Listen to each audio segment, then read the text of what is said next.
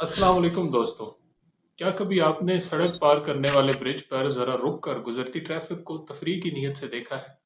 आप जिस गाड़ी पर चाहें सिर्फ उस पर तवज्जो मरकूज रख सकते हैं और जिसको चाहें उसे नज़रअंदाज कर सकते हैं।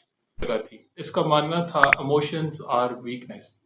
एक दिन एक केस इसकी अदालत में आया। मुलजम सलमान, उम्र सिर्फ 19 साल।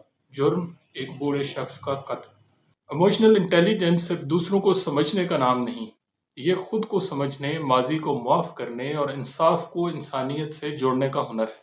दोस्तों, आज जिस किताब पर हम नज़र डालेंगे इसका नाम है इमोशनल इंटेलिजेंस। राइटर हैं डैनियल गोलमैन। गोलमैन की तहकीक कहती है, अगर हम सिर्फ पढ़ने और समझने पर जोर दें मगर अपने जज्बात को नज़रअंदाज करें तो हम अधूरे रह जाते हैं। अगर आपको आज की समरी पसंद आई हो तो मुझे दुआओं में याद रखिएगा और कमेंट्स में अपनी राय का इजहार ज़रूर कीजिएगा। मिलते हैं अगली वीडियो में। तब तक सीखें, पढ़ें और आगे बढ़ें। शुक्रिया।